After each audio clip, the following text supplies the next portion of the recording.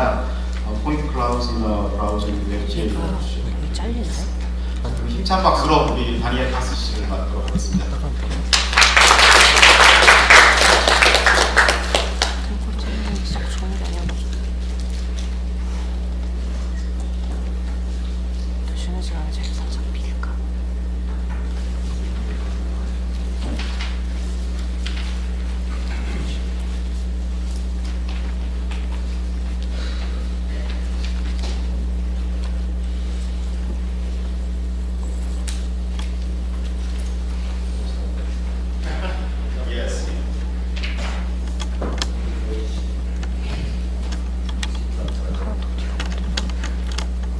이상하다. 이렇게 멀었어요?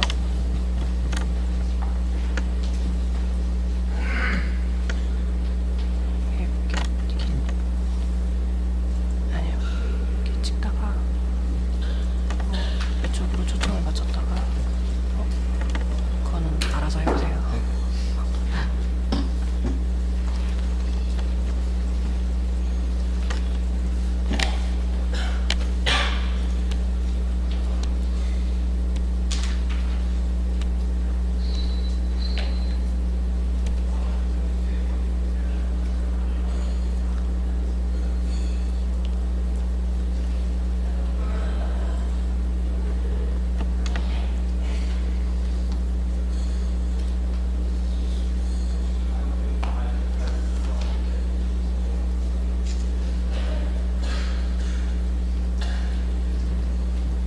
Okay, I'm very happy to be able to present this at FOSS4G Korea. I'm not sure who was at FOSS4G Bonn last week, so more or less the same presentation I was able to give in the previous German plenary.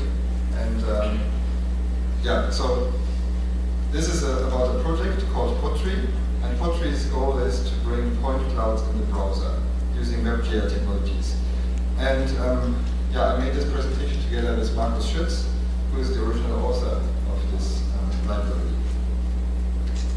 A few words about me. Well, I'm originally a geographer. I do mapping. I became a software developer over the years. I maintain a project called PD Routing and started a company called GeoRepublic. And I'm living in Germany in summer and in Japan the rest of the year. Because I don't like heat. And yeah, since I'm working in this field, I really enjoy open source FOSS4G and OpenStreetMap because I can go to cool conferences, I can meet nice people around the world. And recently, not recently only, but I'm working with point cloud data.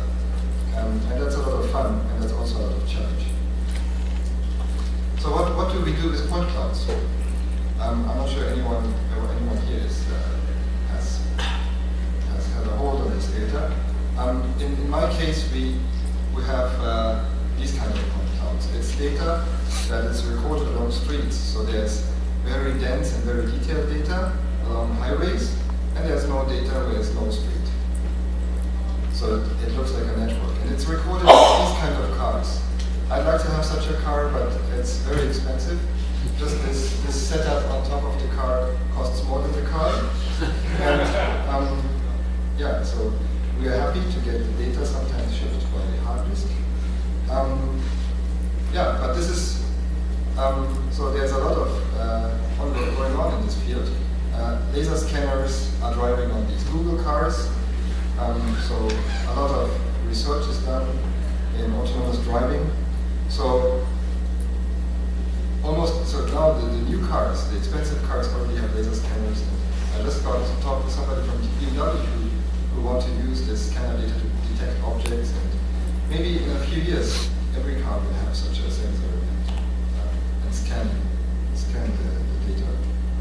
So if you don't want to wait so long until you can afford this car, you can create your own point cloud. It's not so complicated. Maybe you have access to such a toy. It's very much fun, and if you can do it at work, then yeah, you can do fun at work. And you take it, and you go to the next park nearby, and then you fly around a little bit, and you take photos.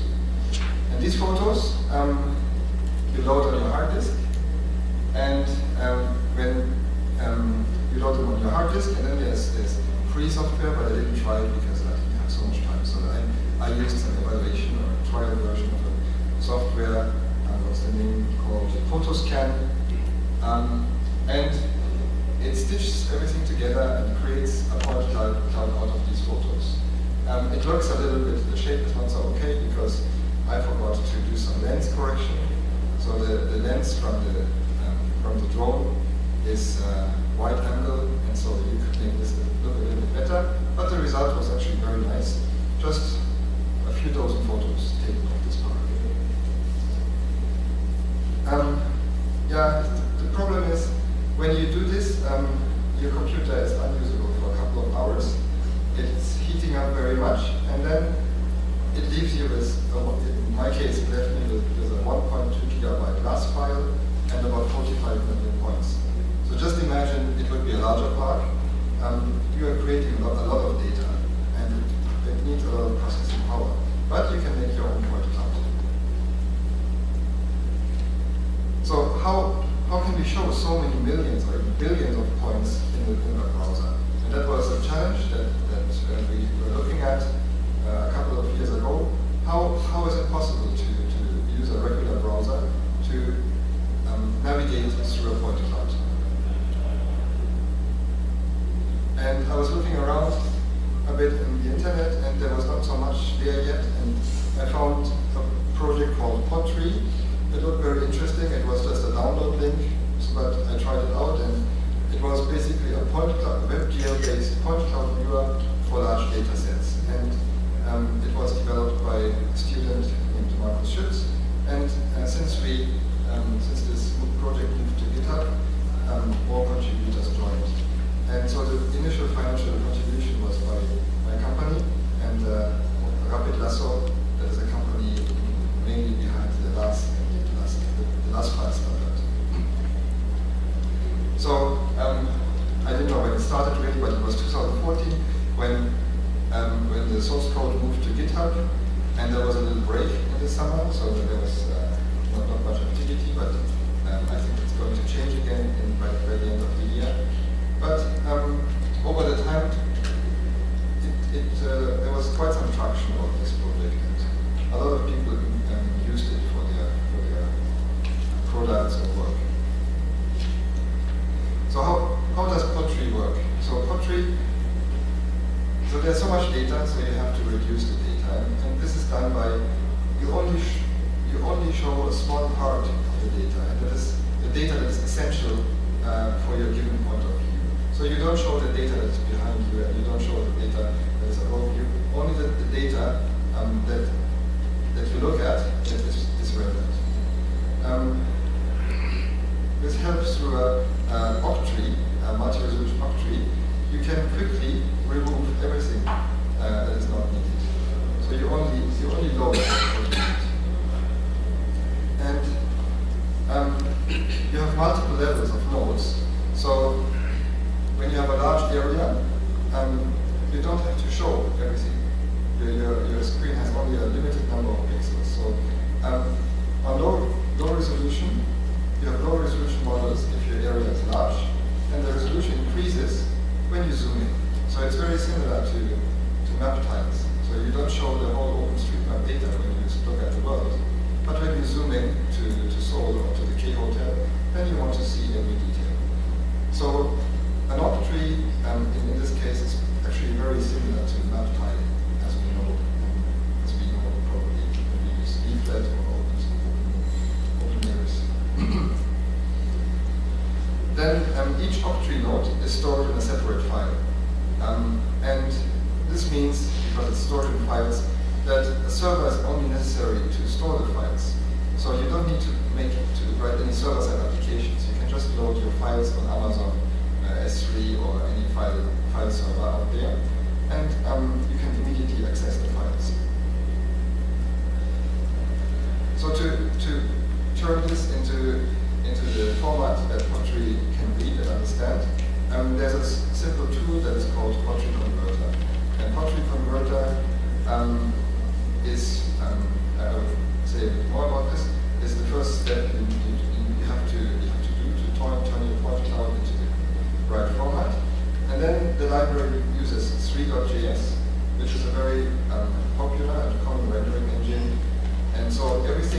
Vue.js can do, you can also do this pottery, like embedding videos and like there's a lot of things. If you look at the Vue.js website, a lot of interesting demos and examples to look at.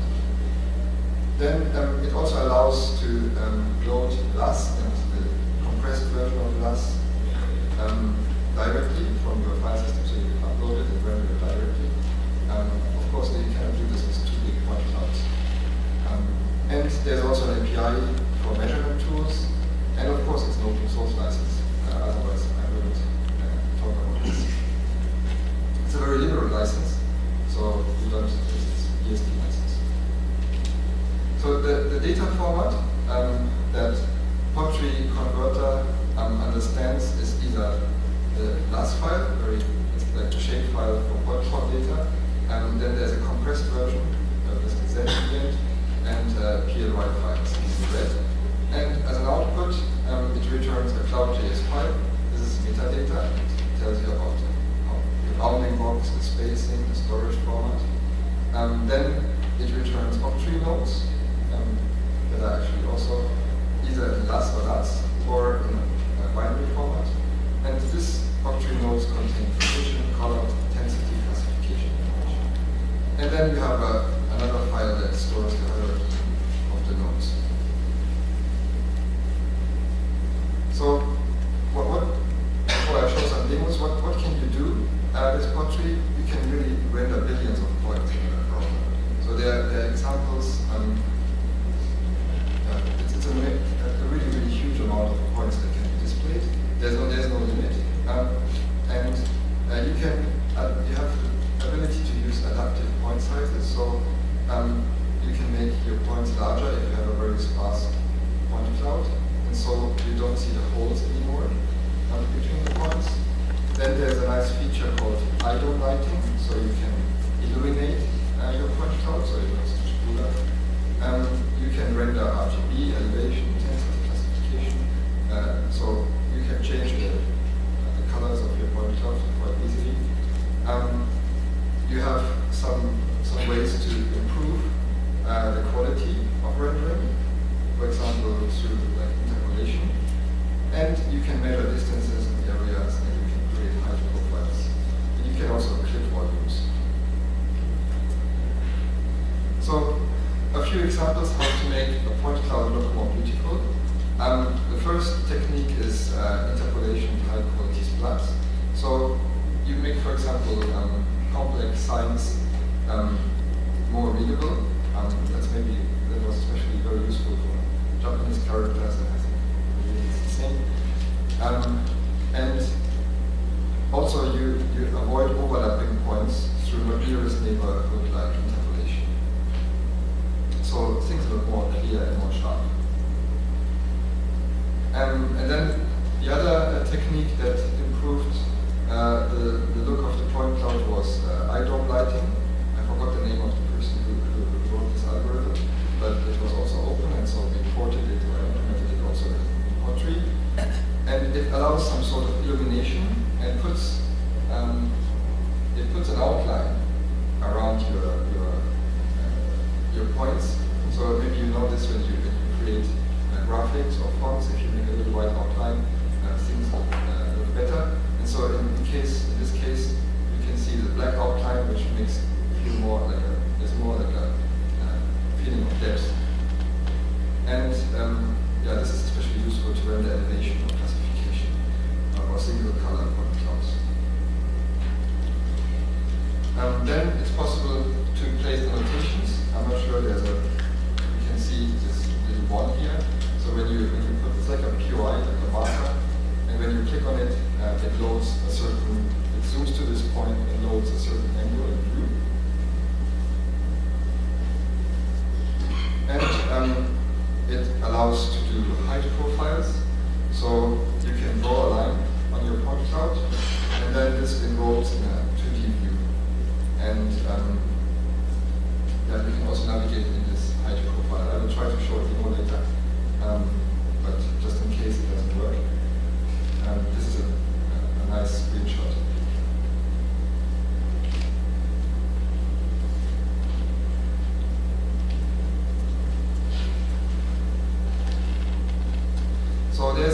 there are several demos, and to show what you can do, there's like a reference implementation. It's a measurement panel that contains all the tools and yeah, an example of all the tools that are available. And so you can display coordinates, you can show distances, you can point on, you can get information on certain points by clicking on them. And you can also remove these measurements again. And like I've said before, there's a possibility to show 2D profile of the paths you draw.